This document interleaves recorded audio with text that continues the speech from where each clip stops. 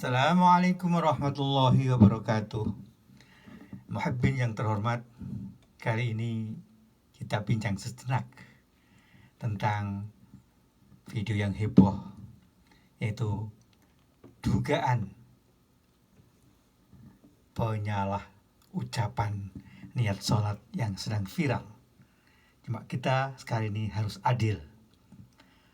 Pemirsa, kita simak dengan kepala yang dingin agar kita dapat kesimpulan yang bagus dan tidak melenceng dari fakta yang ada.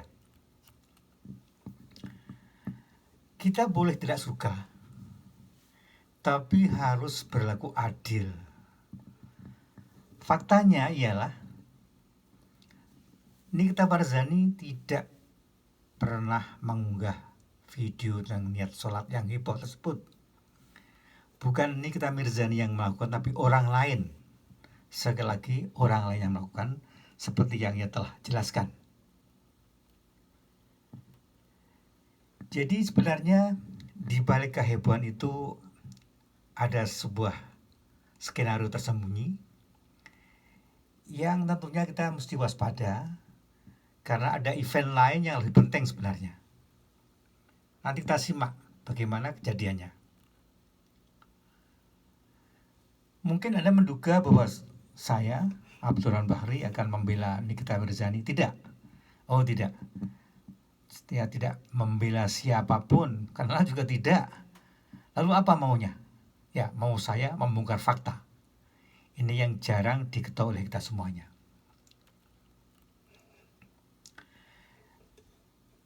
Nikita Mirzani yang dikenal oleh teman dekat sebagai Nyai itu memang terkenal.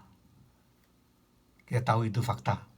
Tapi mungkin ia dimanfaatkan pihak tertentu tanpa sepengetahuannya. Mau contoh? Kasus HRS. Kita runut kembali sejenak ke kasus besar, kasus HRS. Lihat lautan manusia ini. Siapapun akan keder lihat lautan massa ini. Kesan pertama adalah apakah akan ada revolusi? Ini pertanyaan semua orang, terutama para politisi di Senayan. Dan politisi-politisi yang sadar akan suasana akan tanya, apakah akan ada revolusi? Melihat gelagat yang demikian heboh. Dari penjemputan bendera di Bandara Soekarno-Hatta sampai di Petamburan. Fakta lain, begitu HRS pulang, 2 Kapolda langsung dicopot. 2 orang Kapolda sedang dicopot. Menjadi Kapolda tidak mudah para netizen. Karirnya panjang, sekolah di Akpol sekian tahun, menjalani karir dari bawah. Setelah sampai di hampir di puncak karir, Kapolda bisa naik ke Kapolri, kemudian dicopot. Tragis. Banyak netizen yang berpendapat sebaiknya mereka tidak dicopot. Ulang, para netizen sebaiknya berpendapat sebaiknya 2 orang Kapolda ini tidak dicopot. Kenapa? Karena ini akan menjadi indikasi bahwa akan ada tindakan lain yang lebih keras daripada mencopot Kapolda. Ini. Jadi netizen sebenarnya sudah waspada kenapa sedemikian keras tindakan terhadap Kapolda ini. Kemudian lihatlah, setelah Nikita Mirzani mengunggah video singkat yang menyatakan bahwa ada kata-kata tukang obat dan seterusnya, sebenarnya ini Indonesia negara yang merdeka. Semua orang boleh bersuara, berpendapat. Tidak perlu terpancing. Tidak perlu emosi sebenarnya. Melihat hal-hal yang lebih besar di belakang, ucapan itu sudahlah dilupakan saja. Jangan ditanggapi. Ada yang terpancing malah sampai akan menggeruduk rumahnya Mirzani.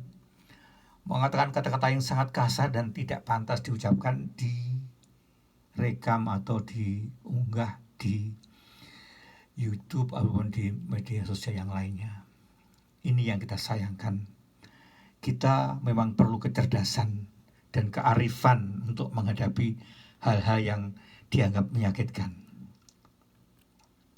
Lebih parahnya lagi, HRC pun terpancing, bahkan lebih parah. Lebih panjang lebar dia mengungkapkan kekecewaannya. Ini membuat masyarakat Indonesia terhenyak. Orang sekelas HRS pun bisa mengucapkan kalimat seperti itu. Kemudian timbul dugaan lagi, analisis dari beberapa netizen yang sadar akan suasana, mungkin akan terjadi sesuatu yang tidak mengenakan. Karena tidak mungkin orang diserang dengan kata-kata kasar di depan umum akan diam saja. Ini dasarnya.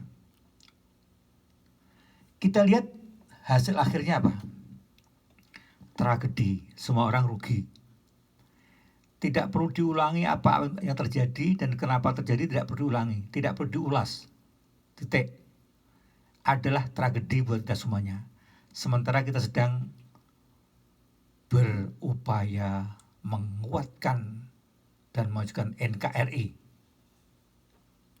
Para pemirsa,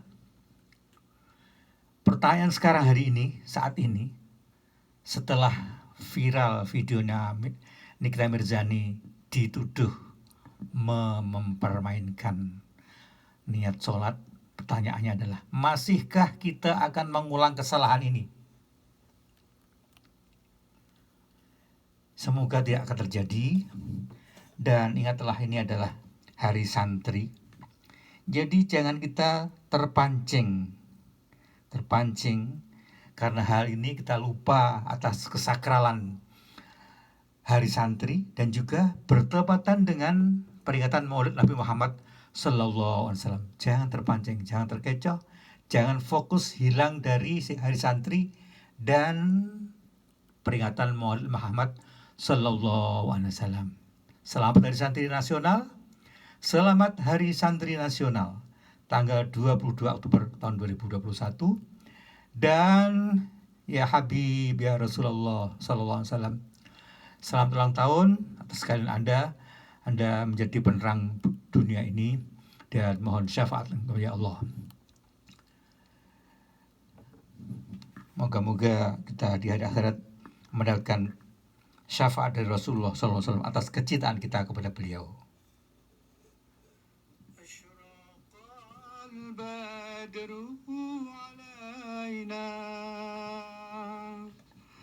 فاختفت منه البدور